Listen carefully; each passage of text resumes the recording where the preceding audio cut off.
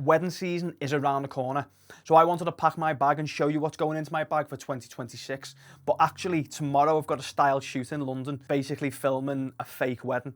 Now, because I'm going to that tomorrow, I just thought I'm going to have to pack the bag anyway. So I might as well show you what's in the bag, give you an insight of what camera bodies are used and what lenses are used. This is going to be a stripped down version because tomorrow I'm not capturing audio or I'm not taking any lights. Now, I have harped on about this bag quite a lot, but I do think it's the best bag on the market. Now, I will say, before using this bag, I used a Pelly, if I can get it out. Now, I loved the Pelly purely because I was able to lash it round and it's got water sealant and all that type of stuff. So there was never any worries about any of the gear getting damaged inside the Pelly.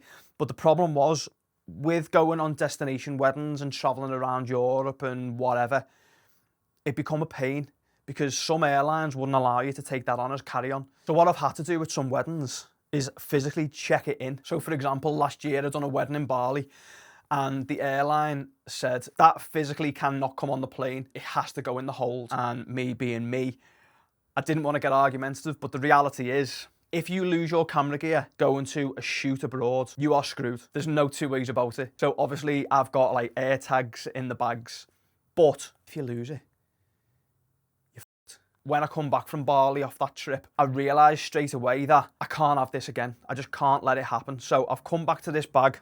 Quite honestly, it's almost the same size as the Pelly. It's massive with it being 35 litres. It holds everything. It's comfortable to carry. One thing that the Pelly couldn't do, I couldn't get my MacBook in there. So with this, I can get my laptop, all my camera bodies, I can get a couple of bits of lights, and I say small lights. With it being completely blacked out, that's my vibe.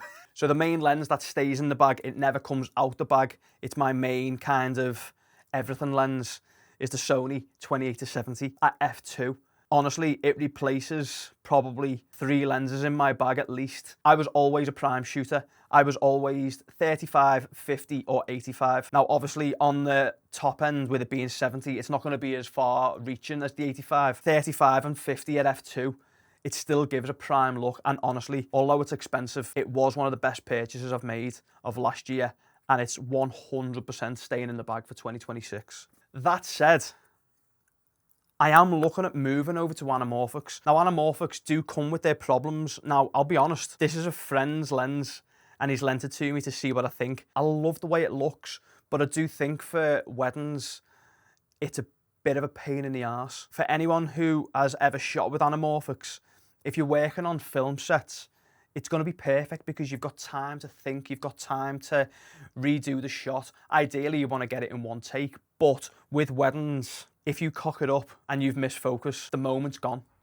As much as I kind of hate to say, oh, you know, because there's going to be a lot of purists who are watching this going, well, you know, I only manual focus because I went to film school. I don't care. Autofocus lenses on wedding days are so convenient because you don't need to think. You don't need to think about what you're doing because you know that if you work with a system like Sony, the autofocus, although it's not 100% accurate, most of the time it is.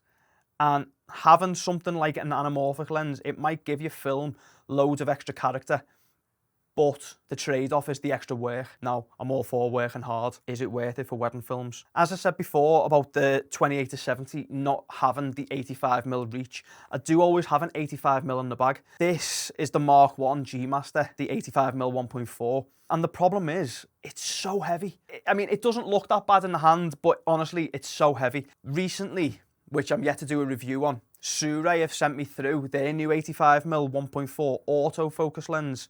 Is the Aurora full frame 85 1.4. It's got a clickable aperture. It's got nice tactile switches. So compared to the 85mm from Sony, it doesn't look that much difference in size, but the weight is huge. So I'm really thinking about using this lens a little bit more purely for the weight, to be honest. And I just think having something a little bit smaller, something a little bit lighter, we'll see how this one goes. But for now, the Sure's going in the bag. I've mentioned about the Anamorphic, which was 35mm, but I can't not take my 35mm 1.4. I actually think this is probably the best lens that Sony make, other than the 28-70. They obviously make incredible lenses, don't get me wrong, but I think low light performance, the size, the weight, the image from it is just incredible. So that's something that's going in the bag as well. Now, I'm a huge advocate for the FX3. I know there needs to be an FX3 Mark II coming soon because this has been out since, I think it's like 5 years old now maybe, but I can't get away from the FX3. It's so good. I mean, full frame, low light, dual base ISO, all the stuff, all the technical stuff you already know. I mean, in fact, I'm shooting with one now. This is my main one. This is the first one that I've got, which is going in the bag right now.